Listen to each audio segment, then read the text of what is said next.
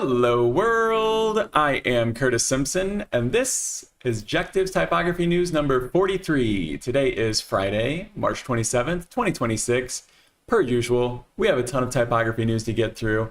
I used to think that typography moves slow, and I've said that in many episodes, like, don't worry, typography moves slow.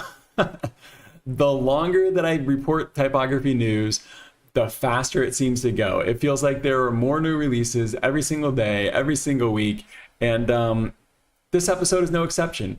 I have 7 new releases or updates to talk about, 5 new releases technically, 2 updates. I have 4 other recent new releases to go over, ones that we talked about in the last episode. We're going to do deep dives on 3 of those.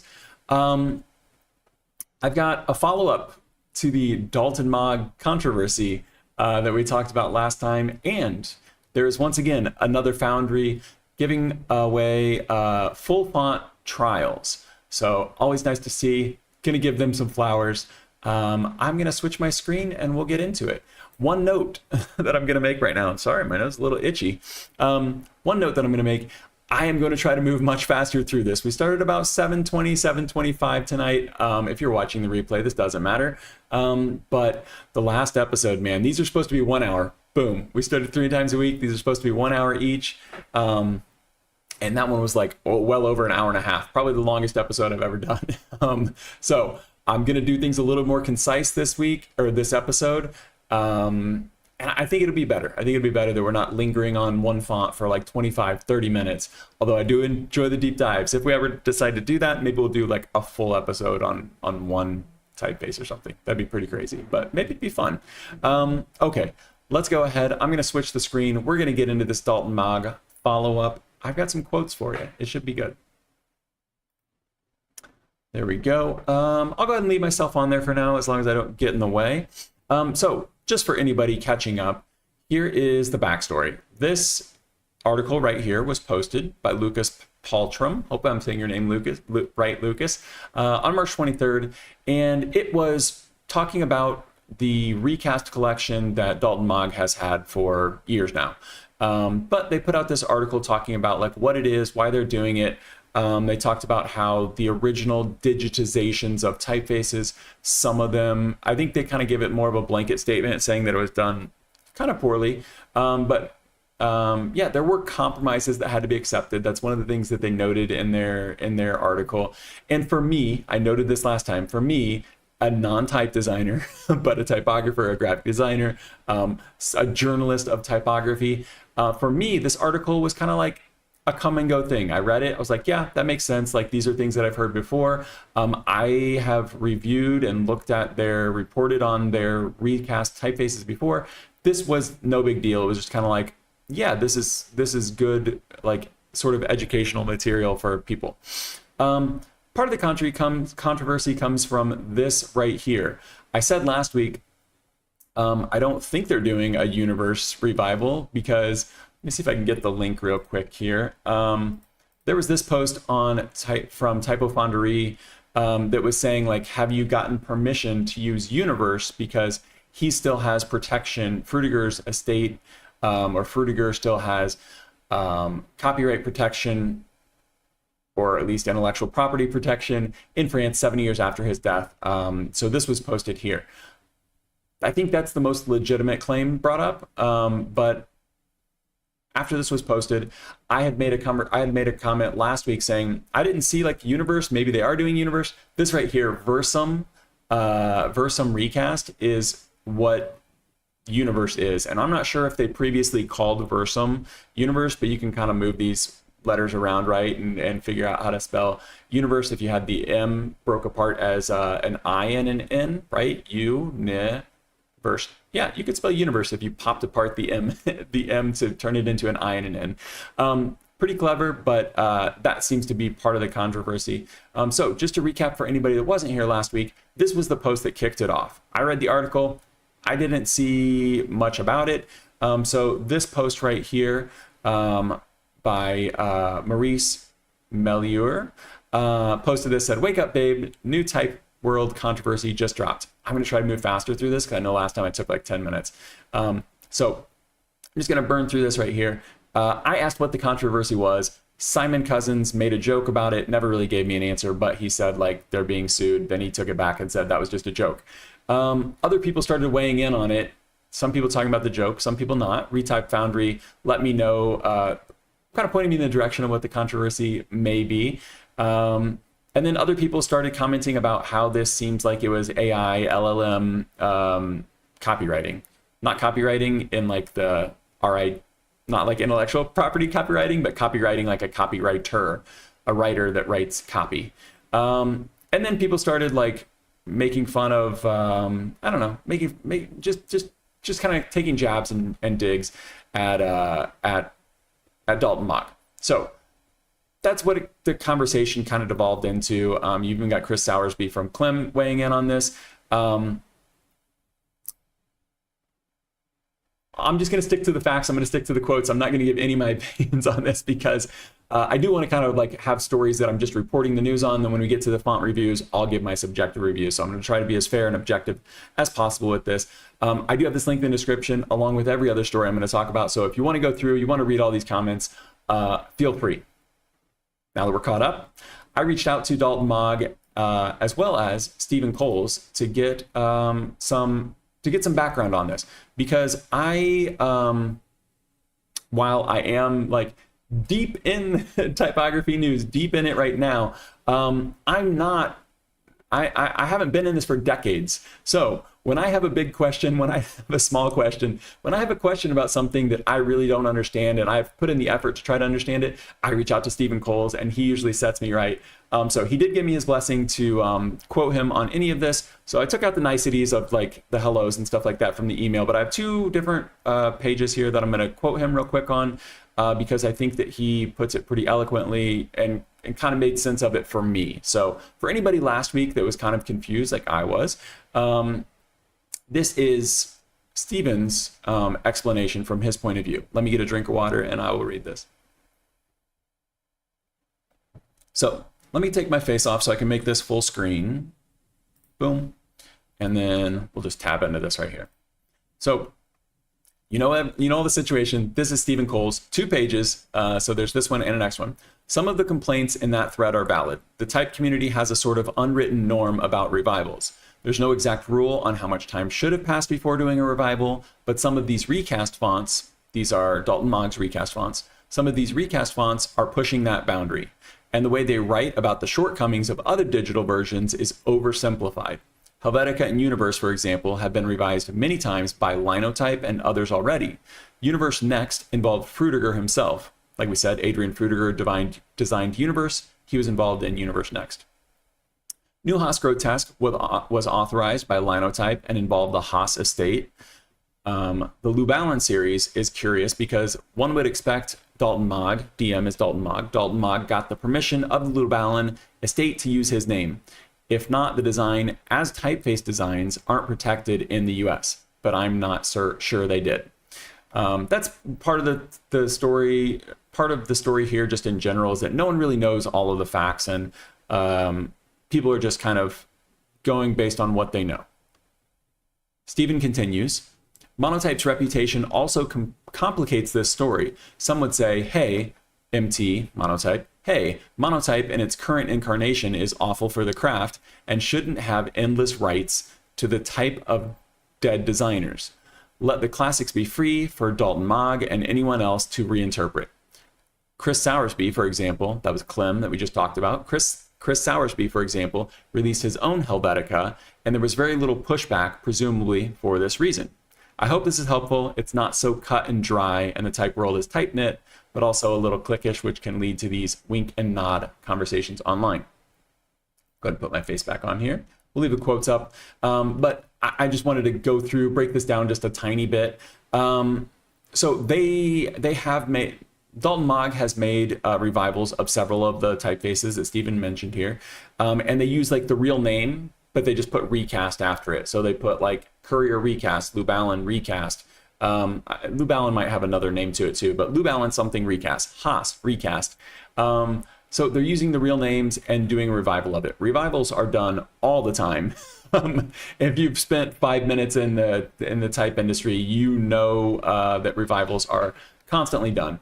And Chris Sowersby made a couple of comments, a couple of digs on typo.social, and I think part of it was about the revivals, because they're saying like the revivals were done poorly. We're trying to get to the truth. This is Dalton Maag, and he's saying, well, Adrian Fruger was involved in the digitization, in the newer versions of it. So how is it more truthful for Dalton Maag to do it than it was for the actual designer?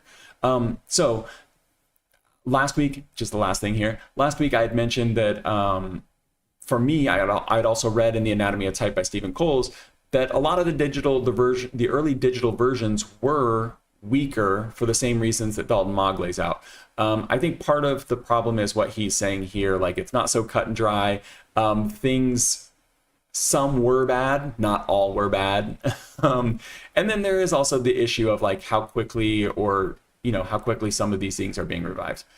Dalton Maag, to their credit, did also reply to a request for comment. So I reached out, I sent Lucas, who wrote the article. He's the executive creative director at Dalton Maag. I sent him the link to the typo.social conversation, which also links to the blue sky comment. And this was his response. I asked him, what's your take on the controversy? Why do you think people are having the conversation that they're having right now? Lucas's response, and this is a quote, "There really isn't a controversy. I think it's just people in our industry jumping to conclusions. The question that was raised is about copyright of an existing typeface's design in France and France alone. This is already being dealt with, but we cannot publicly comment on ongoing commercial discussions." So there's nothing in that comment about a lawsuit or anything like that. It just says ongoing commercial discussions. So I'm not going to speculate this week. I'm not going to give any opinions on it. I'm just going to give you the facts. The conversation continued, kind of devolved into like AI stuff on typo.social. I reached out to Steven to help me make sense of it, and I hope that he helped make sense of it for all of you as well. I respect his opinion. That part is subjective, but I do think that within the industry, he is pretty fair and level-minded with these things. So. And then we also have an official comment from Dalton Maag and the author's article, Lucas Paltram. Hopefully I'm saying that right. Executive creative director at Dalton Maag. So, I think that's probably the end of the conversation. Unless a lawsuit does arise, then it'll come back around. But I just wanted to kind of put a bow on the conversation we had last week, and then we're going to move on. Let's move on to some good news. And that is another Foundry creating better trial license. There we go. This is Nice to Type. They are a type foundry based in Japan. Sometimes I haven't covered a lot of their releases because sometimes I have trouble with their website working. I'm not sure if it's my VPN sometimes. I'm not sure if it's where I'm located right now, but they posted this right now and it says free trial update. You can see in their comments, right, or their description. Do you call this a comment? I can't remember what this is even called. I use Instagram so little, but it says Nice to Type trial fonts are now, let me get rid of my face. Nice to Type trial fonts are now available with full character sets inspired by Gallery.Type Foundry and many other foundries who have already taken this step. I hope this makes things fairer and easier for designers worldwide. Typeset in Alcea. We are going to get to this in just a few minutes. Alcea. This is a new release that we're going to talk about this week. Okay. So nice to see. There's nothing more to the story than that. It's just when foundries do good things, I want people to know. Obviously, it's much easier to report on all the bad things. You know, that's probably going to get more clicks if I had some clickbait title. But when they're doing good things, updating websites to make them more user-friendly, updating licenses, updating trials, these kind of things need to be recognized or should be recognized because it can point you in the right direction to foundries that are going to be making your life easier, hopefully. So Nice to Type, Japanese type foundry, with a new release this week. So maybe you can go check that out and you'll get the free trial. You'll get the full font with the free trial. Okay. On to the new releases. So I've got a couple of updates here for you, but they're significant. A lot of times I don't cover updates on the channel because they're not always the biggest updates. You know, maybe a weight or an italic or something was added. This time around, Citywide by Jason Santamaria got a pretty significant update. It got lowercase. So I was not previously familiar with Citywide, so this is a great introduction for me. This blog article, which I'm not going to read entirely through, kind of spells it out. This is a variable font. It got up to like 50 weights. Let me see. It's down here somewhere. You can kind of see what's going on. We'll go ahead and slow scroll through this. But I got up to like 50 different styles. I think there was 25 weights plus italics. I thought there was more to this. There it is, 50 static fonts and 1 variable. So it's got 5 widths, 5 weights. Oh, okay, 5 widths, 5 weights plus italics. So you got 5 times 5 times 2 because you're at the Roman and the italic. I thought that the inspirations here were pretty interesting. So let me just click on these 2 things real quick. He was inspired by this old bus roll destination sign, which I have never heard of in my life. And then also these gas pipe-esque letter forms that were posted by Stephen Coles as well. So these are the bus stop signs. I've never seen these in my life. This is not what I have guessed that they were at all. These look like, they look like banners. He's got them hung like a curtain on a rod.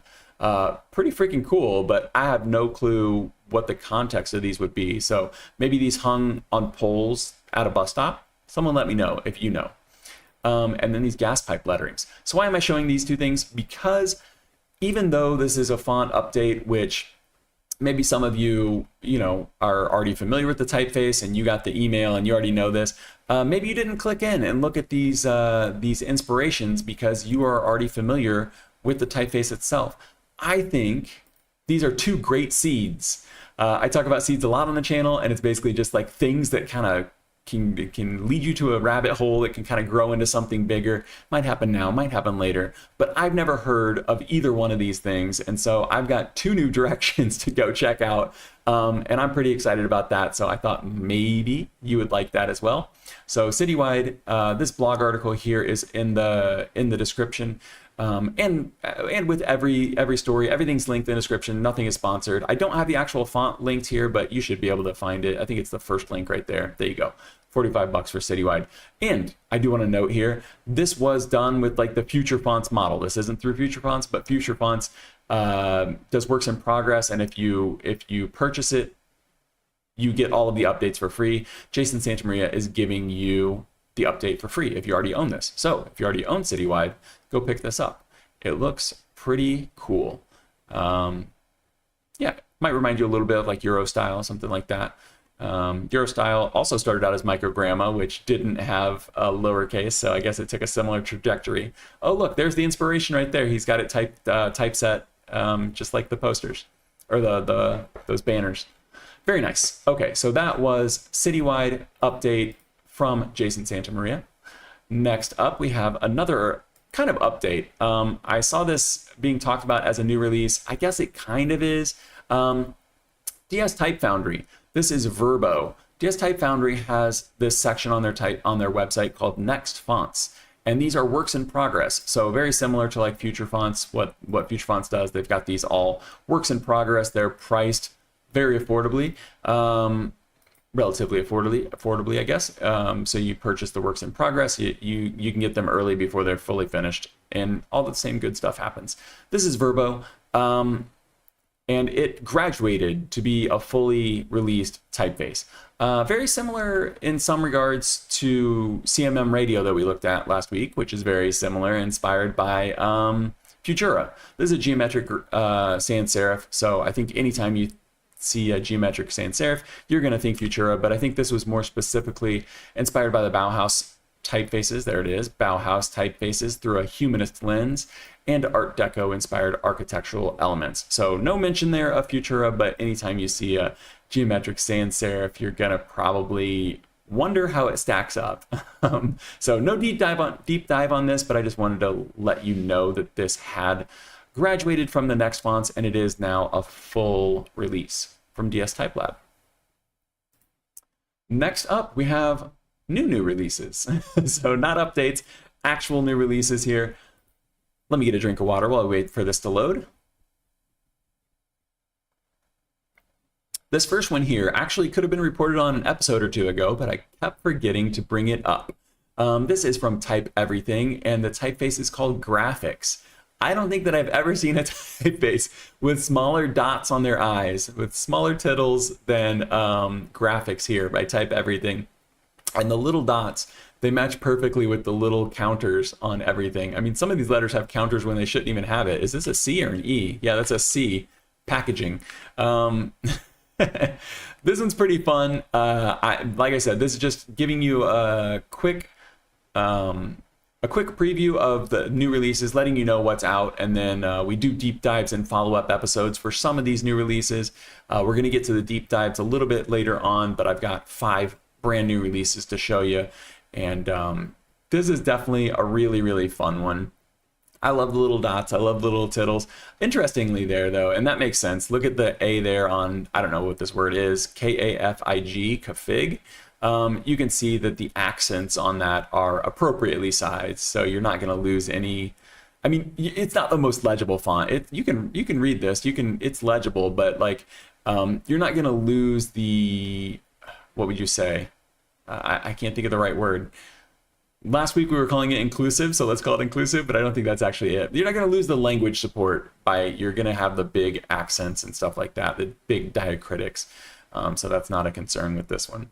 Even though the little dots on the eyes and the little counters and stuff like that, it looks pretty fun. It looks very playful.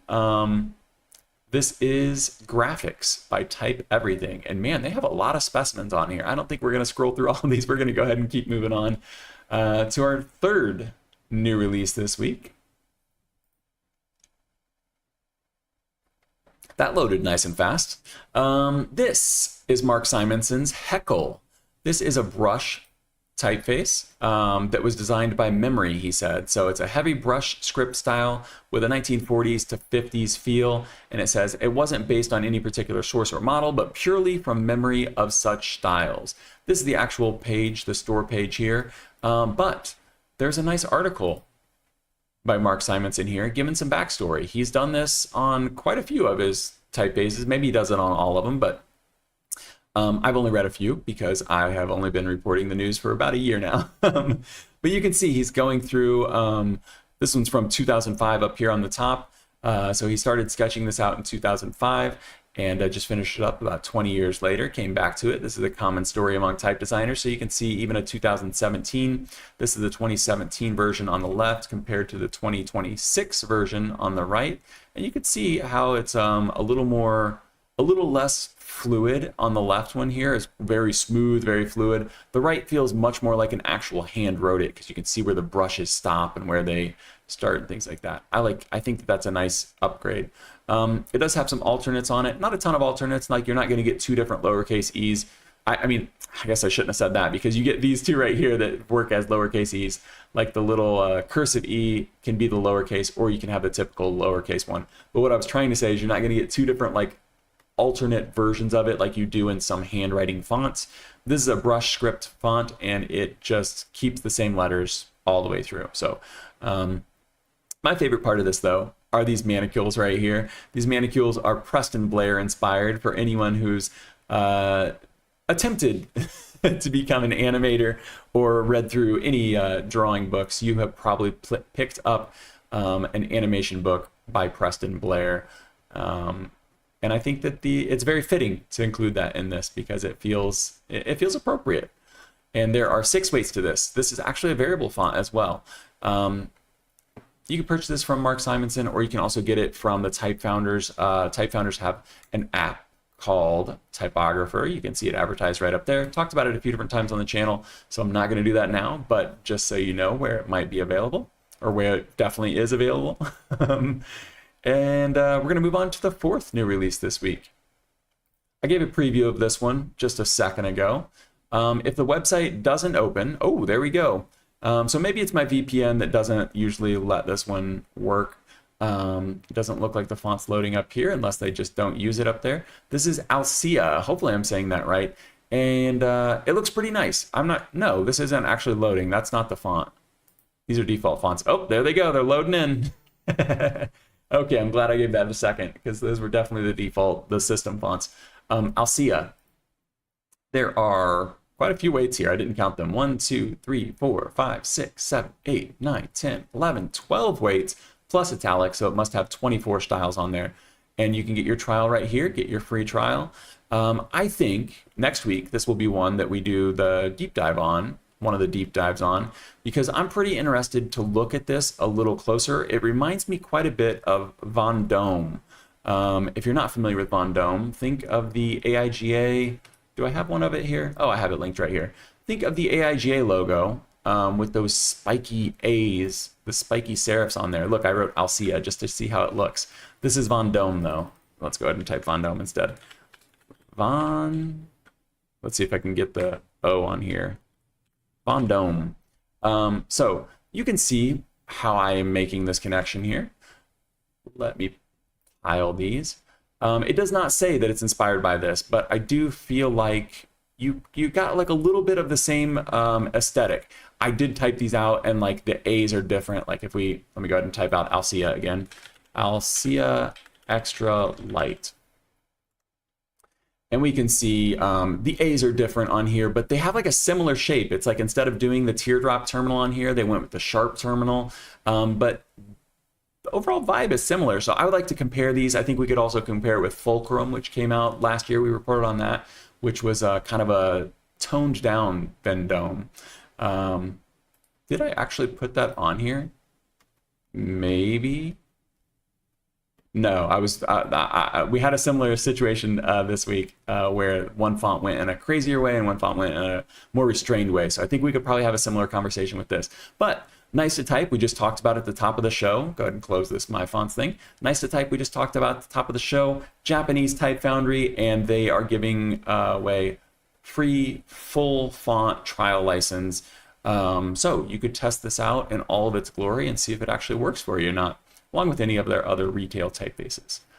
I think we'll definitely do a deep dive on this one next week because you don't see a lot of typefaces that look like this with those real sharp serifs on it. This next one, though. This one is... No, we don't want these. Okay. Our last new release here before we get into the deep dives is coming from Production Type, and this is, I think, Super Castel. It's not spelled like Castle, Super Castel. Someone let me know the proper way to pronounce Production Type's new release here. This isn't a review, but I do think you're getting a little bit of a different vibe from the specimens and the marketing than you are from the actual typeface, because you see that up there and you're like, oh, this is like a, I don't know, a real playful pink poppy typeface. And as you go down, you realize how much color affects the vibe of it, because this could be a pretty, not sterile, but a pretty serious typeface. Obviously high contrast. Looks like they've got a condensed version of it here. It all seems pretty condensed. Yeah, it's just condensed and condensed. Oh, condensed and extra condensed. So it's condensed high contrast typeface, but it looks pretty nice.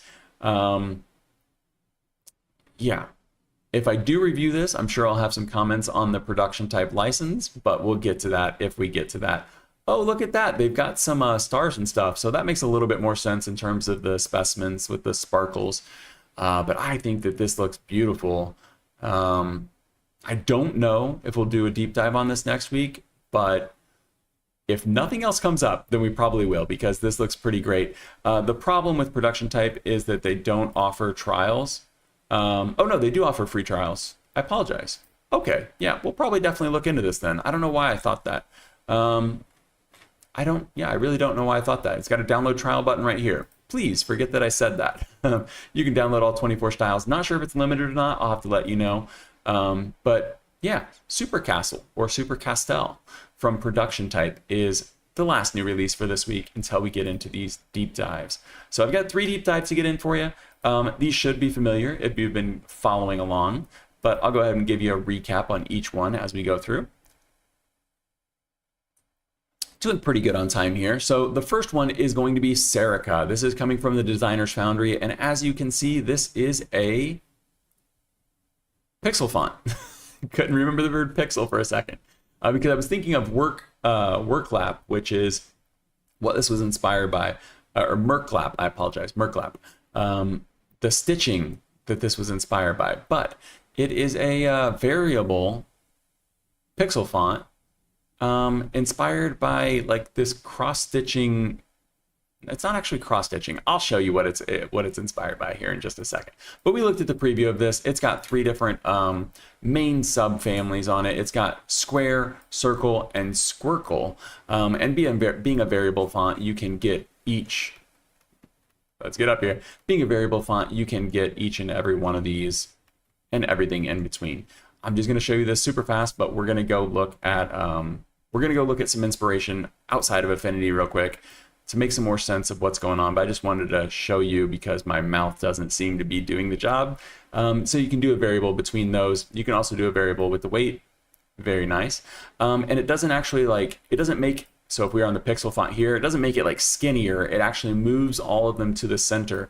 And this is going to make sense in just a second. Let's go ahead and put this back to like the default of what we would think of like as a pixel font, because on first glance this is a pixel font, and it is, but there's a little bit more to it just because of the inspiration, and I think that you'll find this interesting. So these were inspired by merklap, which is essentially the Dutch version of a sampler. So I couldn't find merklap examples on here.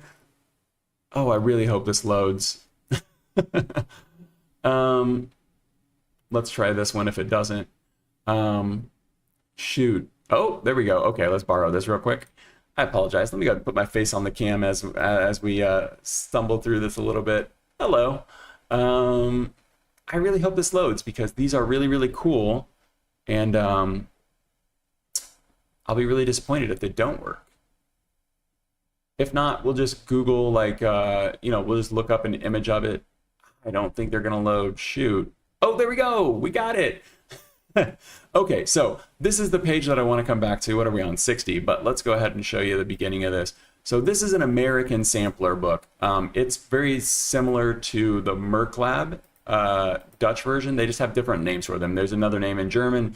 But basically these were things that people used to do. They would stitch this onto clothing because in a lot of places there was a rule that when you went to go get your clothes cleaned, you had to have like your initials stitched onto your clothes. And there's a bunch of different stitches and stuff like that on here, but I want to get to some of these. Let's just go ahead and go back to page 60. But you can see what it is, right? It's like the stitch thing. You've probably seen this at like your grandma's house or something. I know that I did when I was little. She had them hung on the wall like this. Let's go ahead and make this full screen real quick. She had stuff like this hung on the wall, my grandma did. And it's just like this, I don't know, I always called it cross-stitching, but I don't think it's actually cross-stitching. They're called this a sampler. And I actually have, okay, this is the one that's not loading, is the one that doesn't necessarily matter. Sampler is derived from the Latin word exemplar, which means pattern. I thought that was interesting. Okay, so this is an example of what it is. You get it right. Now you can kind of feel like, okay, it's not just a pixel font. I know my face is a little bit in the way. Now it's not just a pixel font. It's actually made from these physical cross-stitching historical things that have been done for centuries. Let's get to page 60 because I want to show you this here up close. So hopefully you can see this. We're going to zoom in even a little bit more on this. So you can see how the pixel font could be made from this. So this is one of the patterns. This isn't the actual like stitching, but this is one of the patterns. So you can immediately like the pixel part of this makes so much more sense now, right? Because you can imagine this full alphabet right here is very similar to this alphabet. I mean, the alphabets themselves are not the same, but the actually some of them are kind of similar, huh? But yeah, look at that A. Look at the A here. The concept is all I'm trying to show you here. So you can see the A, B. So the B is very different, but the A, kind of. Anyway, this is the concept that I'm trying to show you. The main reason, though, that I want to show you this is because I want you to take note of the way the pattern is on here. And you can see there are little dots and little circles and little pluses and stuff like that inside of it. I'm assuming those are, there's a legend that lets you know, like, okay, the dots, see the background there? The dots inside of there mean something. The squares inside of there mean something else. This directly, very directly, not just like kind of, but like very directly influences what you're able to do with Serica. So I'm going to show you this, and then we'll come back to go through all the details and all the fun stuff. I'll take my face off now that we got everything working. But see what you can do if you overlap them. And I did not come up with this on my own. This is their intention. They even have some specimens doing this. But if you put one on top of the other, then what you can do is you can play around with that weight. And you can make the dots bigger or smaller, or you can change it to a circle. So like this one down here, I've got the circles on there. This one down here, I've got the circles on here, so you can make the circles bigger or smaller. If I can click on it, let me get my layers right. This one, okay, I see what's happening. So we can make the circles bigger or smaller inside of that. I think that you could use this even outside of like its intended use with these patterns and stuff. This reminds me of the erector sets. I don't know if anybody's going to remember these, but I remember my brother was obsessed with these when he was a kid. It was kind of like Legos, but more advanced erector sets. And it would be like these metal pieces that had all these holes in them. You could connect them together. So I think that there's some really interesting stuff that could be done even beyond its initial inspiration. But let's go ahead and look at the font, like in its intended, or how would you say this? In the traditional way that we do. Now that we've got all the backstory and you can kind of hopefully understand a little bit more about it, I thought that was really interesting. And, you know, it's not just like another pixel font that's inspired by a video game or something. This is very specific. And this is going to come into play with all of the features and stuff that I'm about to show you. But I was not paying attention to chat, and Onjay Studio says, the patterns remind me of Plasmid by Daytona Mess. I am definitely going to have to look that up. I'm not sure what that is. Should we Google it real quick? Don't get me in trouble, Onjay. Plasmid by Daytona Mess. There it is. Oh, sure. Yeah, that's really cool. Yeah, that feels a lot like the stitching too, how like a stitch would kind of overlap upon itself. Yeah, I could see that. That's cool. Good shout out. Okay, so Serica here. I've got my stats. Look, we've got a new little page here. I've got all my stats on here. Typically they're just in my notes, but maybe it's nicer for you to be able to read them as well. So this is by the Designer's Foundry. Daniel Greem, I'm not sure how to say his name. 23 styles. It's variable, as we saw. 1,150 glyphs, 28 OpenType features. You can purchase it from the Foundry. There are trials available, but they're only available upon request, so you need to email them or DM on Instagram. As you can see in the top right there, this is a review license that I'm using, so I requested this, received this to review the font. $450 for the family on desktop. It's cheaper if you do just one at a time. So if you wanted one of the subfamilies, you didn't want to be able to use the circles, the squircles, say you only want the squares, those are run between $160 and $200 per style. So standard license on this desktop web app, you'll be very familiar with it. Let me run through. We already did the variable axes. So let me go ahead and show you the A to Z real quick here, because I'm not sure the best way to do this, because it's most legible when it's small, since it's made to be a pixel font. But I kind of want to go through this and just zoomed in real quick and give you an idea of what we're dealing with. We saw how these can get smaller, so maybe we can do part of it big and part of it small. Let's go ahead and take the weight down quite a bit on this. And you can see it's almost illegible now. You'd probably have a pretty hard time reading this if it was just like this. But like I said, I think it's made to be kind of paired, but you could do some really interesting variable fonts animation with this, where you kind of make them bigger and smaller. I think that could be fun. The shapes, I don't know that there's as much, animation potential with those, but definitely with the sizes, with the weight.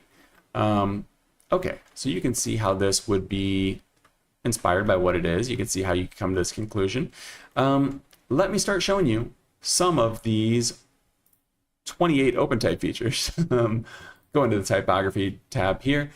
So man, there's a lot. So I'm going to try to go through these as fast as possible. I'm trying not to get bogged down with these like we did last week with some of the other fonts, because I want to get through all three of these pretty quickly. But let's go. I want to show you these though, because I do think that they're actually useful. Sometimes you get alternates that are just kind of, they feel like the scraps or something, but these I feel like are actually useful. So this first one here is circular forms. And you can see you're getting, we'll zoom in on these first few characters here. Circular forms are turning like your B, C, D, which are kind of ovals, into perfect circles, perfect pixelated circles. So that completely changes the vibe. Like that could easily be an entirely different font based on how much it changes. But they've gone ahead and give it to you just as a stylistic set. Yeah, I agree, K8. It does seem like a lot of pixel fonts have been released lately, and probably even more that I don't even report on. There are some compact forms here.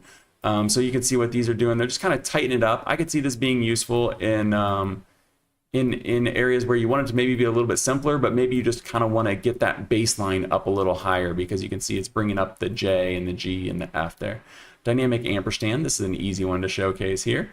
It's giving you the wider one there.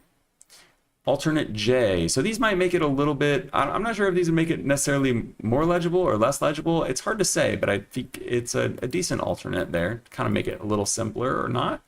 The alternate Ks are kind of fun. So you can see the two Ks, top and bottom right here and here. Man, pixel fonts are kind of hard to see on the screen like this. But you can see they're giving you a little bit of alteration there. The X, I think, is the X in the top and bottom there.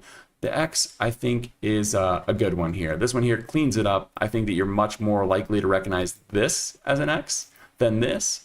But maybe that one is more historically, maybe like the default one. So this is the alternate. Maybe the default one right here is more historically accurate, the X with the line through it. And the last one here is the U. You get a little curve on this alternate for the U, kind of pops it out a little bit, similar to the circular form. So I would say, like, if you're doing the circular forms, maybe go with the alternate U there. That doesn't end there though. This is where I say you get some practical ones, because you can get old style numbers on here. So if you were going to actually write out some text, say you were going to put this in a video game or something, like you've got you've got old style numbers versus lining numbers. That's pretty cool and pretty unexpected. You've also got proportional, which is what we're on right now by default, and tabular. So you could, in theory, put this into a spreadsheet, I guess. I don't know if you would, but I guess, again, if you were going to play this in a video game or something like that, or just some kind of old school thing, and you wanted to line up some numbers, some scores and stuff like that, the tabular would really make sense in that situation. It does have superscript, it has all these other things, but look at, oops, hold on. Let's look at this slash right here. See, I put a slash between the 4 and the 5 there. If we do fractions on here, boom, real fractions, not just the subset where you can do like half, 1/3, 1/4. You can get your pixel font with full fractions, and that's pretty wild, but it's pretty cool. Okay, we've got even more though, because let me see, were we going to do this here? Yeah, let's go ahead and do this here. This also has, good, and get rid of these. It also has not small caps. This has swashes. Did I miss them? Where are they at? Oh, swashes are up top. Okay, I apologize. Here are the swashes. So I mentioned this last week. I have never seen a pixel font with swashes. Doesn't matter if the numbers are missing there. Look at these. You got like the A with the curl on the top there. You've got the F that goes up, the G that goes to the side, the K that swoops below. You've got the R and the S here, the T. These are going to be very, very, very case sensitive or very case specific, because if you were to try and stick these in the middle of a word, you know, it's going to look crazy. So when I did this headline right here, I put together a ligature here with the R and the A, and then I put just the swash on Wikipedia there. But you can see if I tried to do all swashes, oh, I forgot I have I apologize. Hold on. I've got these overlapped. If I tried to do all swashes on this, it gets real ugly real fast. So you can't just click swash and be done with it. You're going to have to be a designer and do your job. But let's go ahead and look how this looks in body copy. It's not probably meant for body copy, but why not just test it out to see how it looks? I think best use case here is going to be the headlines and things like that. But it's not completely it's not illegible. I wouldn't call this readable. I would not want to read any amount of text in this, but it's not illegible. You could definitely read this. And you could even throw in some bold there. I've gone with the circles, like an extra bold version of the circles, mixed in with the squares. And I think that pops out pretty nice. So I don't know what use case you would ever need to do that in, but it does work. The last really cool thing about this are the emojis, because I'm not going to be able to show you all of them right now, but you can see probably when it works a little bit smaller, you've got a 100 emoji, you've got the eyeballs emojis, but let me just run through a few of these here. Yeah, huge scale, it kind of works, yeah. There are a bunch of ligatures that I didn't even show you. You can see them kind of over here on the left, maybe. So a ton of ligatures in this, but the thing I'm most excited about, also a bunch of language support. Do you see all these diacritics and all of these characters that I don't understand over here on the left? There is a shocking amount of features in this. Oh, look, you've even got circled numbers. So I think that's a 6. That's definitely a 5 right there. That's a 7. So you've got circled numbers. Unfortunately, there's not like an open type button just to click to make those. I really wish that would have been there, but you can see we've got some zodiac signs here. I would not be able to make these out. That's a snake. Let's just run through a few of these. Let's run through some that we'll probably notice. That's a speech bubble, right? We've got a skull. Is that a skull or a mushroom? Oh, that's a mushroom. I thought that was a skull. This is a cactus. So you can see they're pretty, I don't necessarily want to say crude, but they're pretty minimalistic here. You're working with these 7 pixel high, I think the X height is 7 pixels, but you're working with very few pixels here. That's a shopping cart. What do we got? A butterfly, an airplane. I think that it's impressive that they even tried these. You got the rooster, but I don't know that you would ever actually know what these are. But if we come back to the original inspiration here, let me go ahead and zoom out quite a bit on this. You'll see they are very similar to some of these original inspirations. So you've got flowers, maybe that's some kind of dog or something. You've got some kind of bird or chicken there. But you can see these were pretty rudimentary. These were pretty simple. So I think when it comes to the emojis, it makes sense that they've included these here. My favorites though are the 100 and the eyes. So we're gonna go ahead and put those back on there. I think they're the easiest to read. But yeah, that's going to do it. We're going to move quick through these, hopefully. That was Serica by the Designers Foundry. And is it going to work in very many use cases? Probably not. But I really like the inspiration for this one. And it's surprisingly deep for pixel font, display font with 1,150 glyphs, 28 open type features. I literally only scratched the surface on these. You can see all of the emojis over here on the left. You can see all the ligatures that are built in over here. Like, let's just go ahead and do a couple ligatures real quick. You've got the FF, of course. You've got the FFI. You've got an FFIJ.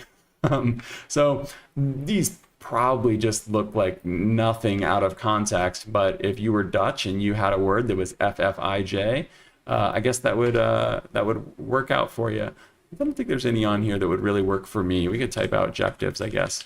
Objectives. And we could throw the swash on this one. Let me get to the typography section. Discretionary ligatures? Nope, there's none.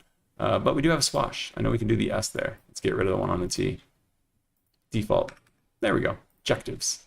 So, like I said, this was Serica by the Designers Foundry. And we're going to move on. We're going to move on. Let me get a drink of water, and we will move on to Spinelo by DSType. And I saw just now that I accidentally missed one of the new releases. If we have time, I'm going to go back to it.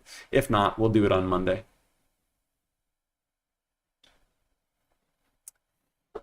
FFIJ. Yeah. K8. That would be in Dutch. There would maybe be useful. I know the IJ is a common ligature there, but yeah, for English, I have never seen FFIJ or any Latin that I'm aware of. But moving on, this is the second deep dive for today. This one's coming from DSType. We previewed this one before. This is Spinelo. And I'm going to go ahead and give you the Instagram preview right here, coming from the designer. This is Antoine Brun. And he had this neat little kind of video game inspired preview of the first two coming from this Glyphion four family collection that's being released through DSType. And if you scroll down to the bottom here, so we've scrolled through this page. I'm going to go through it quick. You can see it's a sans serif. It's pretty playful. It's pretty fun. They are calling this a text font.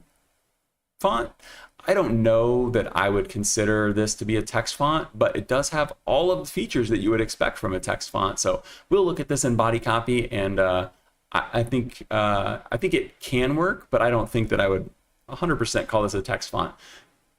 So, oops, I was trying to zoom in on this and I might have broke it. There we go.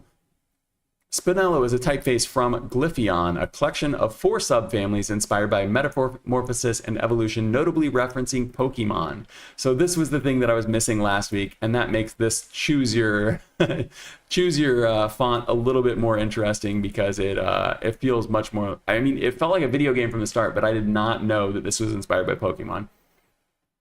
I had to look up what Spinelo might be a reference to, and apparently it's a reference to Panell, which was a character on a recent Pokemon anime. I have not watched Pokemon or partaken in anything since like the late 90s. I used to watch it when I ate my cereal before the school bus came. But we can see here, Spinelo is one of the family's text styles. I was shocked when I read that. A sans serif between humanist and grotesque, designed for body text that is meant to be seen, inspired by antique olive. That's the last part that I'm going to read, but I just wanted to get to that to note that it is inspired by antique olive, because we are going to do a little bit of a comparison with antique olive. Let's go ahead and get down to Spinelo. Here's the character right here. Let's go ahead and show you that one. That's the character, Spinel. I am not familiar with the anime, so if you are, you probably recognize that. If not, at least you have a face to put with the name now. I guess he somehow inspired this. I think he's a villain. But much like Serica, this has a lot going on. This is from DSType. We can see the details over here on the left. I'll go ahead and make this nice and big. This is Spinelo from DSType by Anthony Brun. As the designer on this one. 6 styles. They're all weights. So if I go back here, we can go ahead and... Oh no, I crashed Affinity. That, I think, is the second time that's happened on stream ever. Let me go ahead and put my face cam on for a second. Yeah, that hasn't happened almost since this new version of Affinity came out, but give me a second. We'll get it going again. Yeah, we'll go ahead and do the recover. I don't know that it necessarily matters, but just so we're in the same place we were before. Okay, let me go ahead and take my face back off. Spinelo. There are 6 styles for this, and they are all weights. So we've got extra light, light, all the way up to black. This is supposed to be variable, but I think that the trial version, the review license that I got sent, so I did request and receive a review license on this. My version is not variable. It's just static. But if you purchase this, you would get the variable version of it. Almost 2,000 glyphs on this one. 1,968 glyphs, 44 open type features. You can purchase from the Foundry. There are trials for this, but they're going to be limited characters. 250 euros for the basic license, and I wrote unique license right here because they do kind of a unique license, but the basic license kind of includes desktop plus a little more. We'll get to it at the end if I remember. Hopefully I do. Otherwise, you can check it out. Link is in the description. So let me go ahead and give you, we'll go to A to Z real quick here so you can get an idea of what's going on. Keep in mind, this is moderately inspired by Antique Olive.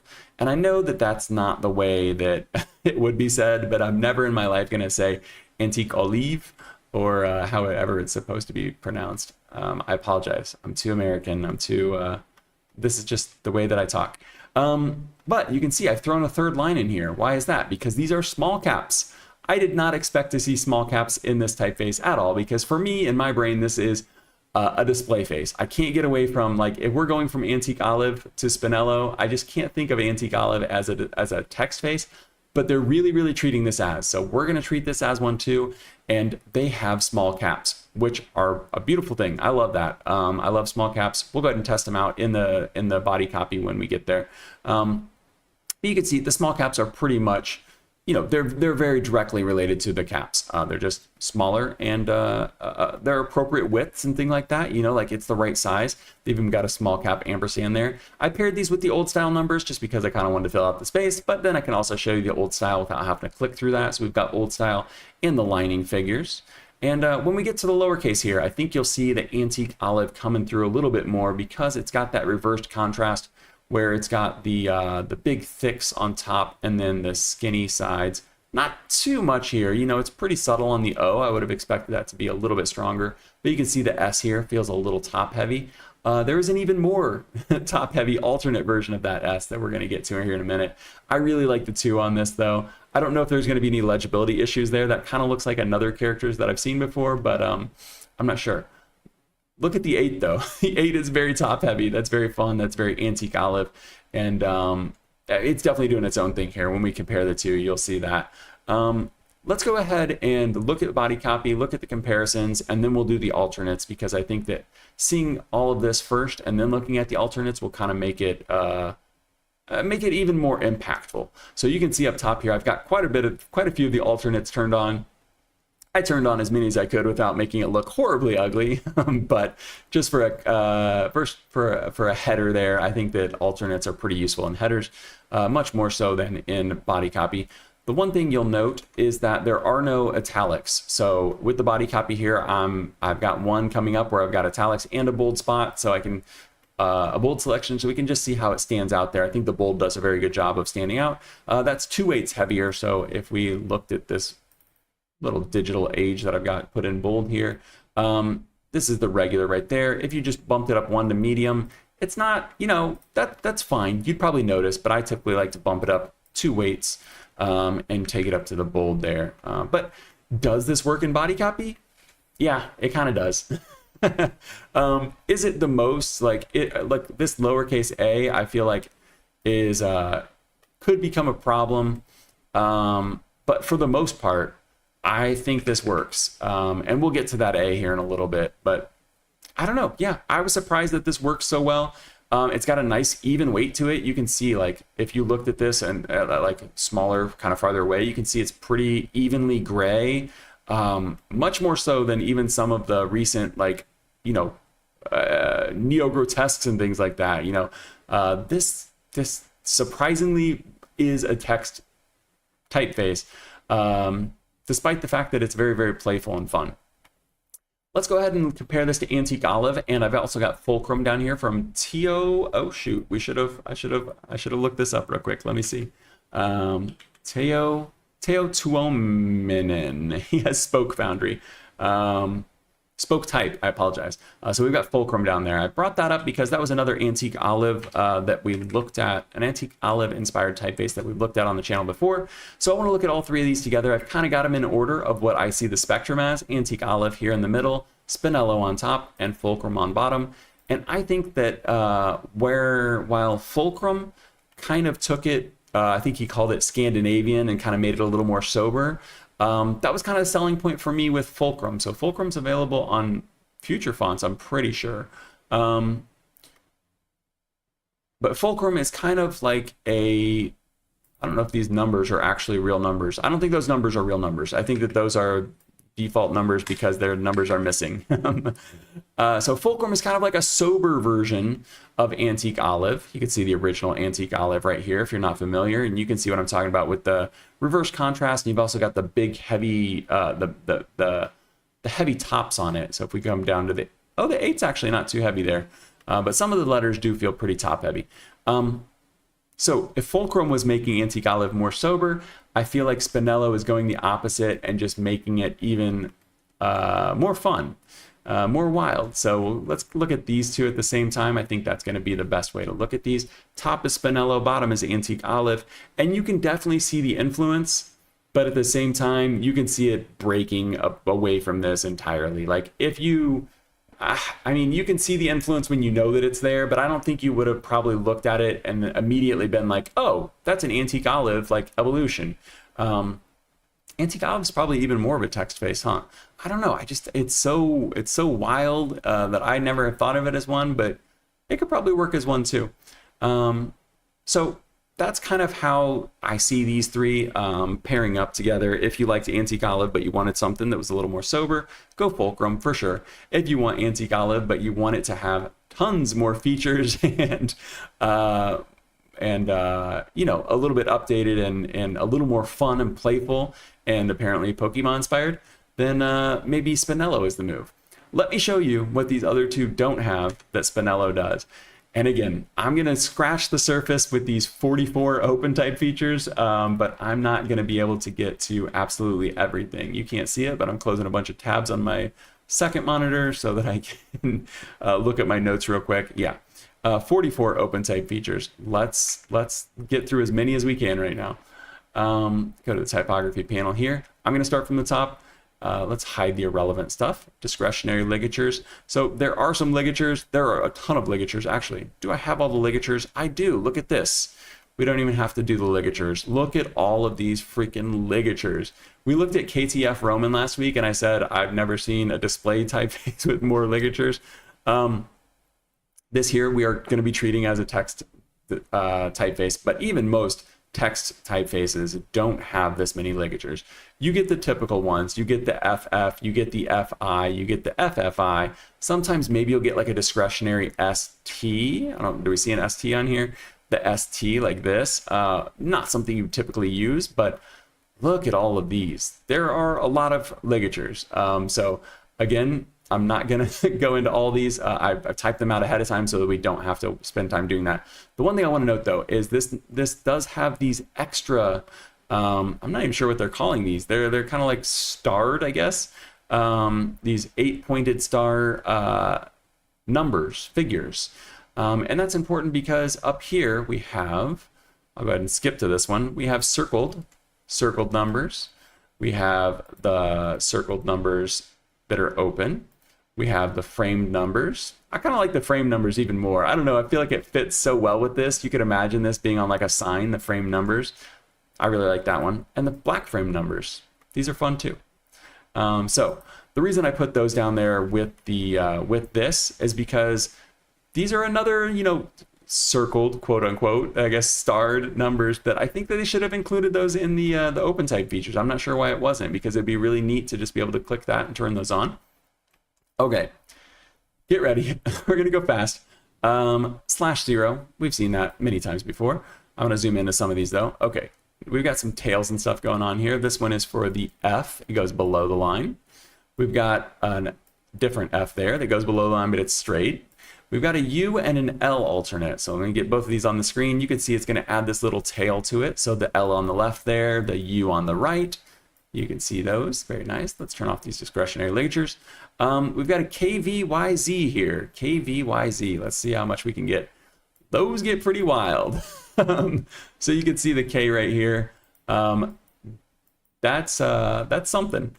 And if we get these over here, you can see the V, the Y, and then the uppercase Z up there. Oh, and the lowercase z as well. So we've got Q alternates. So the top Q turns into kind of like that Frutiger Q that kind of goes along the baseline, but the bottom one is almost like a Trajan Q or something. I don't think I've ever seen a lowercase q like this, and it probably exists, but I just haven't seen it before. That's pretty interesting. Let's get onto that A. So this is the A that I said might be a little bit of a problem. This right here is not going to help at all, but you know, it could probably pair with some of those other ones. I think you could pair that with like the K, how you've got this big K loop there. You might be able to pair that if you wanted something very bubbly. Let's go ahead and skip down to this A right here though. Oh, that one's just getting rid of the tail. I thought that there was a single story A, but I don't think there is actually. Okay, so there's your alternate. You can get rid of the tail. I don't think that necessarily helps too much. The G. So we can do double G like that with a little ear on top. We can also do this alternate G that does the reverse version of it. I've seen that a few times. I am not sure where that originates from, but I was definitely never taught to write a G like that when I was in school. We've got some uncials on here. So the D, the capital T, and the lowercase t. Might be a little hard to see. I'll go ahead and zoom in on the T's for you. These are uncials. Oh, I lost track of it. I apologize. There they are. We've got so many features, I can't keep them all on the screen. This one's called a big head S. So before I was saying how the S was like kind of top heavy, look at that one. Yeah, that's what I'm saying, like taking antique olive to like another extreme here. We've got some mono, they're calling these monospaced, but they're kind of treating the I, the J and stuff here as if it were monospaced. So that kind of that typewriter effect to it. I'm going to turn these on and off for you a few times so you can get an idea of what's happening. I don't know, this is another one kind of like the swashes in Serica. Like you'd have to be really careful and like really know the use case where you were going to use these. I guess if you were using this as like a password thing, these might help, but like they look kind of cool, but they can also leave a lot of white space. So they can leave some gaps more so than these, the standard characters. K8 says the KVYZ set is pretty cool. I agree. A lot of these are cool. They're just, you'd have to have the right use case, I think. We already looked at the alternate A, black circled numbers. Okay, we got through all of those. Nice. I already showed you the old style numbers on there. We can do it again super fast. Those look nice and neat. They've got the tabular figures. You can see they're adding that line on the bottom of the 1 there to get the tabular, and they're shrinking down the 0 a little bit. These would work in a spreadsheet for you. But you can see that dash there. You already know what that means. That means you can make good fractions from this. So we've got 2 typefaces today, Serica and oh gosh, Spinelo. I would not have expected these to be able to do this, but the designers have put in the work, and there it is. And I don't know how much work this is to do, but since it's kind of rare, I have to imagine it takes at least a little bit of extra effort. And let me make sure. Okay, yeah, I guess we got through those pretty fast. The last thing was the small caps. So just to remind you, let's just go ahead and do the ABCD. Just to remind you, the small caps, boom. Perfect stroke width on those, perfect weight. They fit in very nicely. We could even do these up here. Sometimes you see, the first few lines or the first word in small caps in magazines, publications, and stuff. And look how nice that looks. That's perfect, really. So you can see I've got, now that you know all the alternates and stuff, you can see all the wild ones that I turned on in this compared to the defaults. But I'm really impressed with this. I think if there was an italic version of this, then this truly could be a workhorse typeface for someone. I think it also needs an A that's like just a single story A with a little tail on it. Maybe you would disagree with that, but I don't think it would hurt anything, and I think it would be a pretty minimal effort to make that happen. But yeah, I'm really impressed with everything that this one has to offer, and especially when you're talking about the pricing here. We're talking about 250 euros for what they're calling the basic license. Let's go ahead and pull that up while we're here. Spinelo, we should already have this open, but if we go to buy, we'll be able to check out the license. Maybe there's a pop-up. There we go. So we've seen screens similar to this. You put in your information, pick the pack here. So it looks like you can only, so you could pick the pack right here. That's what I'm getting, 250 euros. That's what I always do. Single weights you can get for 60 euros each, but they've got this unique license that I mentioned where it's basic, unlimited, or just a logo license. So it does look like the basic license does not include logo or word mark. I don't love that, but let's see what the price difference is. So the typical one is 250. If you just wanted the logo license, it is 750. Wow. So if you wanted to use this for your logo, for like your full brand, it's going to cost you $1,000. That might be worth it for some people. But the basic license there, just 250. Unlimited license is going to give you everything, and that is, wow, unlimited license is 500 euros, but it does not include the logo or the license. So 1250 would literally get you to use it on everything. For the smallest one, I didn't even wait. Are there different sizes for this? Oh, company size. Yeah, so you'd have to pick your company size. This is for one person. But Yeah, so that's why I said unique license on this one. Not standard, but not standard. Like you can do print web and social media, but you can't use it for a logo with that one. If you do the unlimited one, it's 500, and you can kind of do everything except a logo. And then the logo one is the most expensive at 750. But I think for everything you're getting here, if you were really investing in your brand and this was going to be your brand voice, I think it's going to do pretty much everything except italics that you need it to do. And it's got a lot of features. It got a lot of good things going on. So I think this would work for the right person. And especially if you were moving from antique olive. Antique olive does not have an italic, right? Oh, it does have an italic. So if you wanted an italic, antique olive is still your move. We don't have italics on fulcrum yet, but that might happen someday. I would love to see Spinelo turned into to get the italic weights, because that would truly make it a workhorse. I don't know if how much the price would go up, if at all, but I'm really impressed with this one. And my initial reaction that this was a display typeface, I think that they proved me wrong, and I think this could definitely be used for a text typeface. So pleasantly surprised. I'm always happy to be proven wrong with these types of things. The next one here is coming from Displaay. I'm going to get a drink of water and we will get into this. So this third deep dive is from Displaay. This is called Panell. We looked at this in the last episode. The first two that we looked at were a couple of episodes ago, but this one here we looked at last episode, so it should be pretty familiar with anyone that was here on Wednesday. It's somewhat similar to Euro style, somewhat similar to, what else were they comparing this to? Compacta and Earth. Like I said on Wednesday, Earth isn't a typeface that you can actually get from anybody. I will show you the amazing website. Actually, let me go ahead and show you. I'm going to be able to show you Compacta and Eurostyle. We're going to compare it to those. But let me just show you this incredible web page for Earth. If you use the early internet, look at this web page. So this is Elf Ring fonts. Just based on this web page, I would not recommend ordering this font from here, but they do have an official version of Earth, and it looks like they've applied for a trademark. They've got the little TM on there, but this is how you could get Earth. You could print an order form and mail it in if you want. You email, call, you got their address right there to send it to, or you can buy it now. I'm kind of making fun of it. This the DVD package over here. This font might be perfectly fine. I just thought that this website was such a blast from the past, man. I remember, like, this is the kind of the website that I made in like my first like HTML coding class, when you're just kind of learning how HTML and CSS work.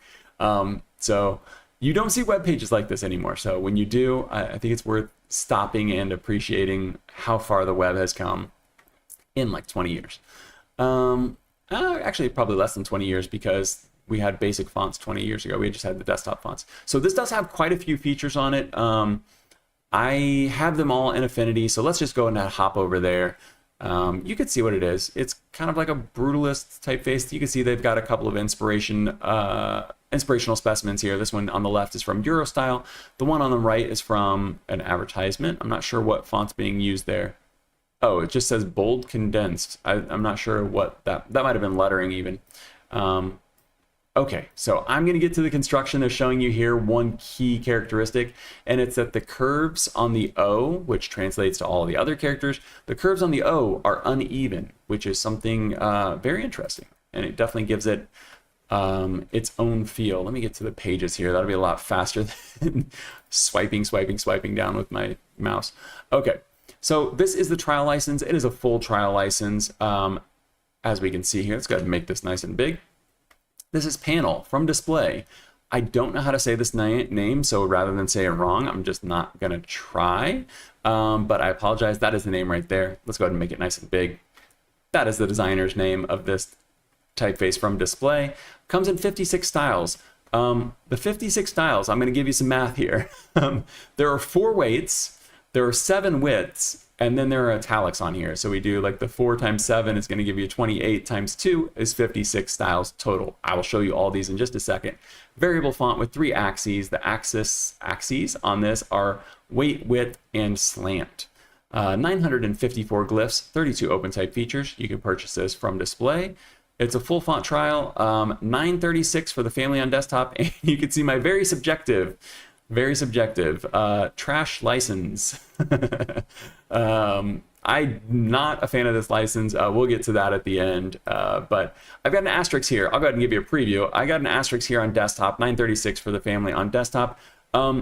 But you are not allowed to use that for video. You're not allowed to use that for logos or social media. If you wanted to use your desktop license in, say, DaVinci Resolve, if you wanted to use it to make a logo, or you wanted to use it to post something on Instagram, that's going to cost you 5,118 euros. So we're multiplying the cost of a desktop license times 5 when you're breaking out all of those things, that historically were not broken out. Foundries can do whatever they want. People can buy this if that makes sense to them. I don't have any problem with that, but this is my subjective review, and that is how I rank it. Let me go ahead and show you some weights. Let's go ahead and set both of these at the same one to start, and we'll just shrink everything all the way down. So this is very impressive. Despite my disdain for the license on this one, I'm very impressed with the font. I really, really like it, and that's why I'm doing the review of it. Licenses can always change. The font, is kind of the font. It can get an update, but the design and stuff like that is probably going to stay pretty similar. So we got 3 different variable axes here. We've got the weight. You see it getting nice and thick there. It doesn't get super thin. So they've got these labeled from 400 up to 700. 4 different weights there, 4, 5, 6, and 700. This could definitely be expanded because you can see how this is interpolating. It's very smooth. It's very nice. I'm not sure that they will or if they will, but it definitely could be made. Gonna lock that for you. It definitely could be made bigger. It could be made thinner. Let's go ahead and zoom in on these here. We've got the weight, nice and big. We've got the width, which can get really, really, really wide. So wide that it goes onto other lines of the screen here. We're going to get all of them at once again. I apologize. So very condensed there at 50, they're calling that, and then all the way up to 200. So you can get so wide that it just breaks my my little goodness, I don't even know what I would call this. My little slide here. We'll just call it that. So it can get super wide. More widths than there are weights. 4 weights, 7 widths, and you can see here we've got a slant. Probably you're just gonna, set this on italic or not. Like those are probably gonna be 2 different things, but it's nice to have this on an axis because you could animate this with CSS. You scroll over it, you make it go from slanted to not or not to slanted. Yeah.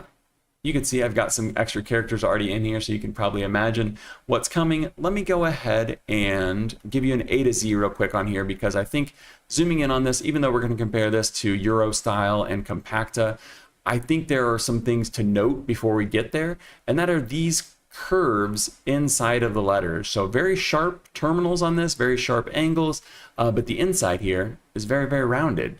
Pretty abnormal. Not every corner has a round on it. The B here needs to be distinctly a B. Probably help it differentiate from the 8. But a lot of these here, they're doing the corners of the inside of the E here, but then keeping the crossbar nice and straight. That makes sense as well. The H, this one's kind of interesting. You got the curves, the rounded corners up top and the straight ones on the bottom. So this one is really doing its own thing here, but it does have some amount of consistency because we've got the rounded on the top of the K and the flat on the bottom. I think we're probably getting the idea here, but I do want to come back to this O in just a second.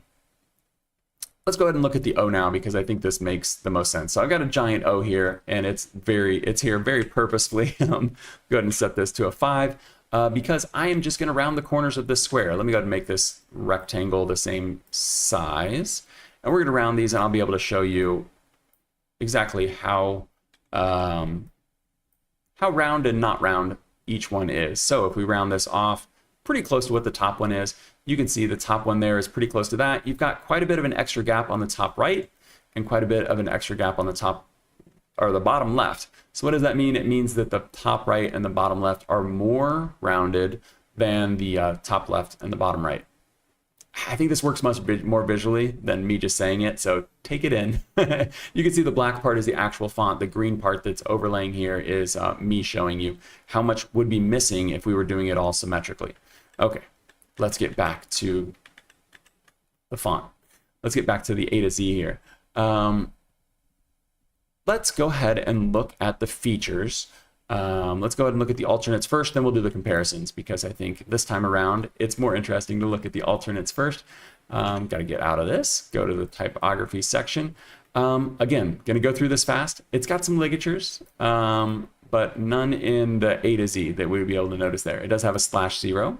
Nice to see. That's pretty useful in this one. You know, sometimes the /0 is just kind of like, okay, that's a nice to have. In this one, when we've got the O and the 0 that are, you know, incredibly similar just by way of how this font is, having the /0 on there does provide like significant value. Let me set this to like a regular weight so we can see. I feel like the regular weight's probably the one that we should look at to look at all these different things. Okay. First thing that I was not expecting is ink traps. So go ahead and look at the G here. We've got the little dig in, we got the H there. Ink traps. Oh, not the G. What are we looking at? Maybe the D and the G? There, no, not the H, but the D and the G.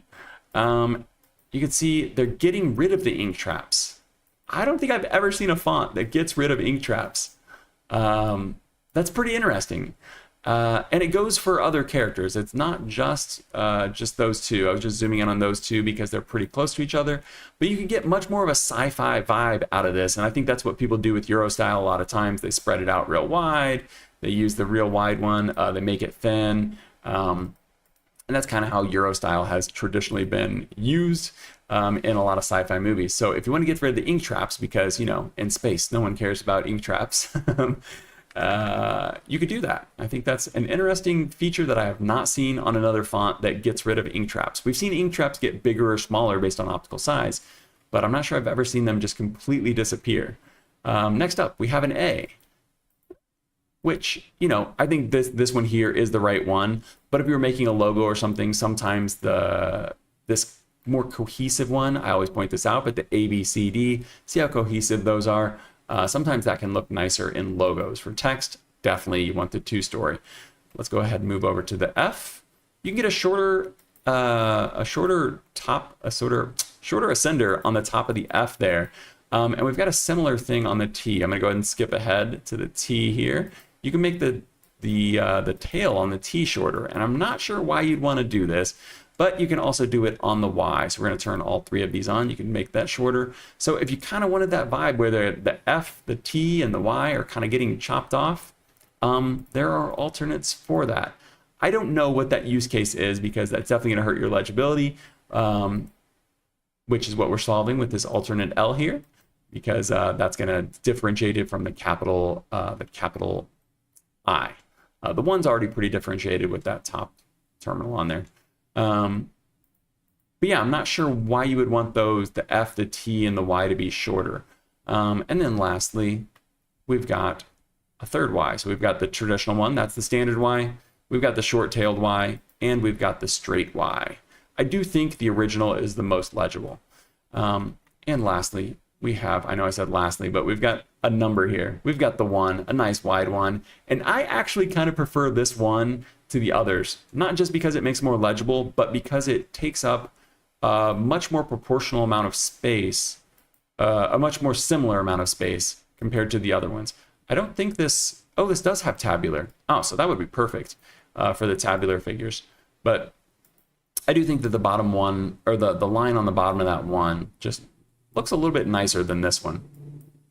Maybe in different contexts it would be different. Like we're looking at all the numbers right next to each other, but while we're here looking at the numbers, you see the slash, you already know what's going to happen. Nice, neat fractions. I guess you cannot have a /0 on there though, because the /0 is being turned on and off, so you're stuck with that 0. But I don't know how often you're putting, oh no, you would definitely put a 0, you know, somewhere up here maybe. But I don't think you're ever writing a fraction like this, but you can if you want to, and I love to see it. No small caps on this one though. So that is going to be it for those. Let's go ahead and look at this in body copy. So like I said, for headers here, I mean, you could make this as wide as you want to. I've just kind of made it a little bit different, a little bit wider, pulled the slant out so it'd be italic. This is the regular weight here, mostly. If I zoom in on this, this is the regular weight, regular width, so that's what I've got it set at. I think if you're setting body copy, let's just go with the absolute basics. I don't think this is good for body copy at all. It's got pretty even color on it, but just in terms of all of the characters being very blocky, you're just not getting any differentiation here. This is very clearly a display typeface, but just to see what it looks like, it does have italics. So you can see the italics here, with sometimes considered part of typography. Doesn't stand out a ton, but kind of. The bold stands out very, very clearly with digital age down here at the bottom. So if you had to set this in body copy or a significant amount of text for some reason, you've got the italic, you've got the separate weights. I don't think that this would work better, you know, more compressed, but maybe it makes it a little less boxy if it's a little more compressed. That might actually be the move. But let's compare this. So we were told that this had a little bit of compacta, a little bit of earth, and a little bit of Euro style. We saw earth. Then the only way to get it is that funny website. But we have Panell compared to compacta here, and we could see there are some similarities for sure. I had to go through and set my this is set to compressed semi-bold right now. So you know, you might have to go through and dial in your variable axes to get this set to be as close as possible to this, but we can see some similarities for sure between these. One thing to note is that compacta does have these built-in ink traps. It also has very squared off joints and stuff like that. We look inside the A, we've got an ink trap up top, but we've got, you know, sharp corners on this one. And we pull up to Panell, and we can see the rounded areas, and we can see also in the M and the N, you got these rounded sort of ink traps going on. So quite different, but like at a glance, I could see you being able to replace this for that. I do think that compacta is even more compact. You can't make Panell any more condensed, any more compact. Could that change in the future? Sure, I could see that changing in the future. If compacta can do it, I'm not sure why Panell couldn't. But for now, you can't quite get it as tight as that.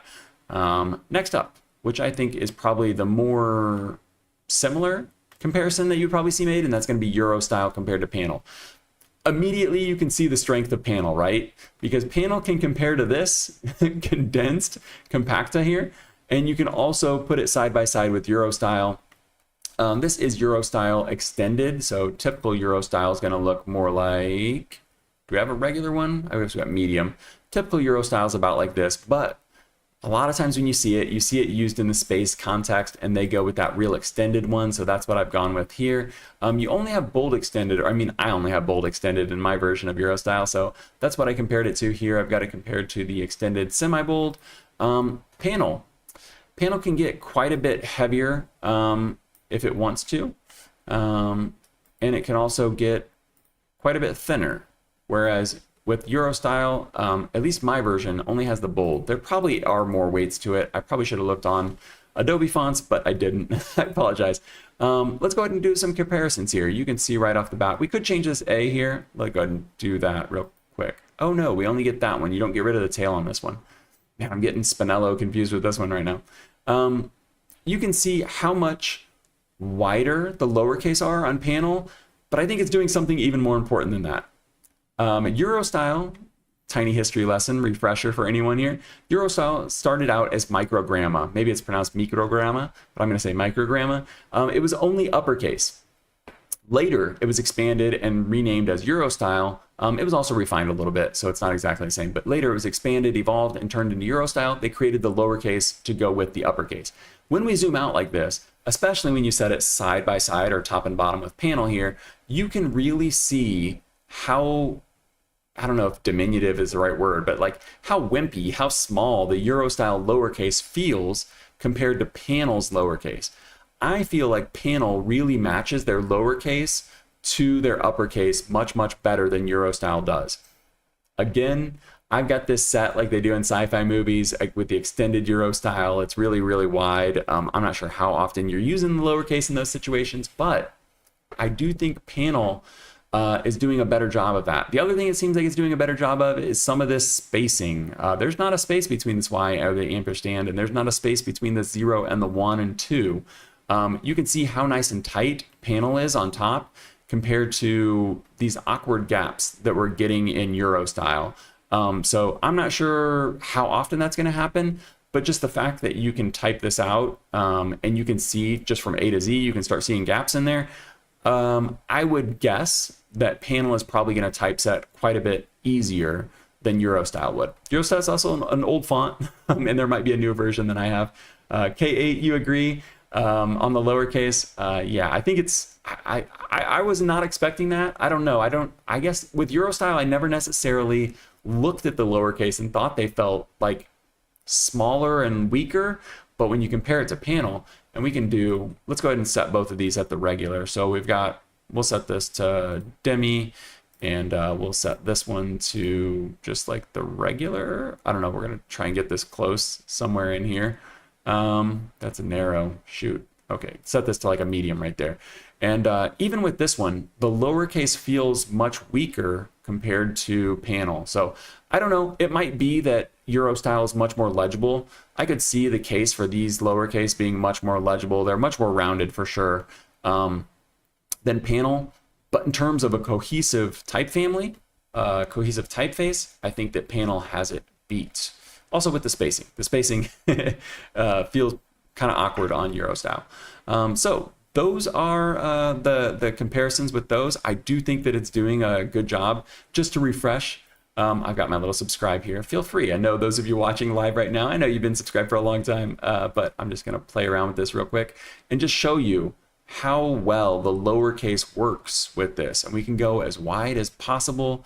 We can take the weight down. That lowercase there, like it really does work perfectly. And you just can't say the same about Eurostyle. And we can even slant this if we wanted to. If we make this super bold, you almost get like the Too Fast, Too Furious. I guess it's just Fast and Furious. You almost get the Fast and Furious logo built out of that. So yeah, I really do think stutter. I really do think that this could be a nice upgrade from Eurostyle. If you're okay with the license. I'm not a fan of the license. Let me go ahead and show you real quick, just so we can close this one out. And then I do have a bonus for you. So if we go to the license here, display less than 3, they do have some discounts. That's always nice to see. Can we zoom in on this a little bit? We do have some discounts. I'll go ahead and put my face on the screen. We have some discounts for students, education, recent graduates, stuff like that. That's great to see. But what I don't like to see is this down here. And I went into the license guide because sometimes sometimes if you're below a certain number of employees, the desktop one does include social and broadcast and stuff like that I complain about sometimes. So I wanted to double check. Desktop license here for the Panell collection. You can see 936 there. Is that what I said earlier? Yeah, 936. That's going to be everything. 56 styles. That's pretty solid. It's a big number, but for what you're getting, I do think that it's a solid investment for the right person. What hurts my heart is that, let's just pretend I was going to use this for objectives. I need it for web. I expect web is going to double the price. There are some great foundries out there that don't double your price. We talked about MassDriver last week. They've got their everything license. You buy the license, you can use it. Great value, great foundry. I expect that I'm going to have to pay for web separately. I paid for web separately for my brand fonts. So I don't have a huge problem with that. The app, again, I expect it to, increase the price. But I want to be able to use video. I want to be able to use it on a logo if I want to. And obviously, I'm going to need to post on social media. And now we've taken this up to $5,118. I mean, maybe I'm not the target market, but I don't think that you would set this for less than 3 people if you didn't expect less than 3, a company with less than 3 people to buy this. So you multiply your price, your cost by 5, and you're taking it up to 5,000. I do have one more thing that I wanted to show you and why I'm so frustrated with this license, and it is there are no refunds policy. So they have a no refunds policy. Can I get a refund for my order? Please note that all font software purchase are non-refundable in the event of an incorrect license. Here's where I thought there was going to be like a silver lining. In the event of an incorrect license purchase, we regret that we are unable to offer exchanges or refunds as it is not possible to verify whether the font files have been deleted. Guys, I'm using the full font right now because they give you the full font on a trial license. If they were worried about a paying customer buying the font, and you can't see in my little tag right there, trial license, it's full. I'm able to access all of this with a trial license. I didn't request a review license. They might not ever give me one after I call their license trash. But you can download the trial license for free, test it all out. And if someone was going to illegally use the typeface and like not delete it and this kind of stuff,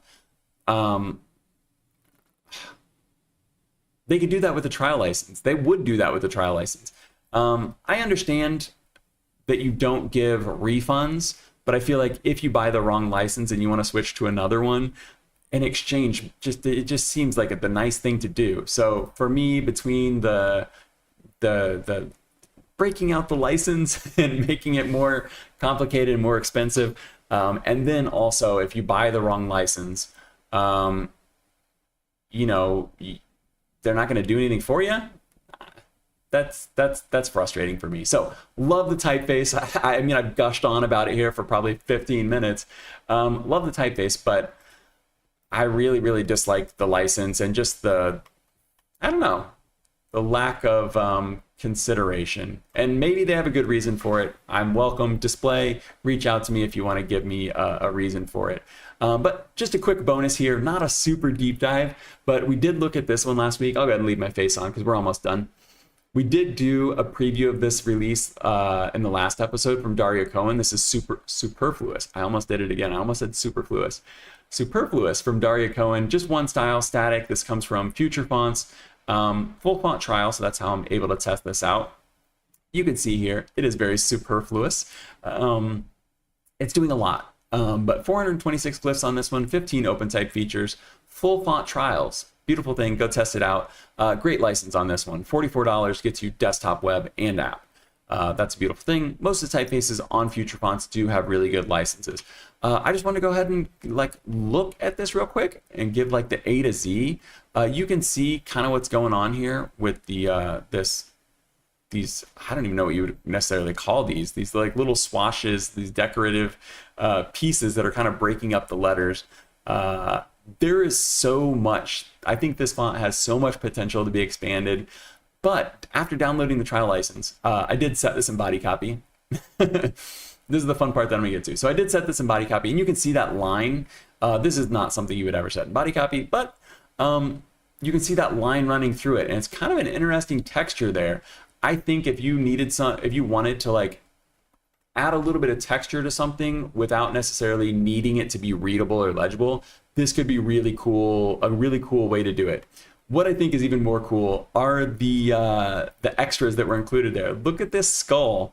I was just like, okay, what can we stick over here? Let's go to the glyph browser. Let's see what else is in there. And that skull was in there. There are also some other ones. This is the one, this scribble here, I'm not sure what that is, was originally in there. That's the not deaf character. That's the one that would show up if you tried to type a character that you don't have. But then I found all these other ones here at the bottom. I think this is a manicule. I think that's a hand. It looks like an open palm hand that's kind of pointing over. Let's see here. There is the skull that we just looked at. This one here is a reverse hand with middle finger extended. Wait, what? So it's giving you the FU hand there. That's pretty funny. Completely unexpected. And then we've got, what's this one? This is just a G, it says. Glyph G. I'm not sure what that is. It looks like someone's just kind of practicing their penmanship. But the last one here, I have to scroll down to the bottom every time. The last one here is a nice little heart. So go from the middle finger to a skull to a nice little heart there. I thought those were really fun, especially the skull, but I did not expect to see the middle finger in there. But yeah, so just a little bonus here, not a real deep dive, but I just wanted to show you a little bit more of Superfluous because I did play around with it. I play around with almost all the fonts that I show you. I just don't have time or the desire to do deep dives on every single one of them. But Superfluous, I definitely pay attention to the updates on this one. Super cool, says K8. I agree. Let me go ahead and put my face on the screen. Ooh, pretty shiny. Yeah, so that's going to be it. I hope I made this through a little bit faster. No, not at all. This was like another hour and a half. I apologize. I'll try to figure out how to make these shorter. I know some people enjoy the long ones, but it's a hard ask to get people to watch 3 videos a week that are all 90 minutes. So we're going to have to make these a little bit shorter. Also, I need time to do the chapters and all that stuff. So I appreciate you guys for hanging out. K8, thanks for hanging out and chatting with me a little bit. Ange Studio, good to see you again. Everybody watching this in the replay, I hope you're having a good weekend or a good Monday if it's already Monday. But I've been Curtis Simpson. This was Typography News number 43. We're already there, 43. Typography News number 43, and I will see you on Monday.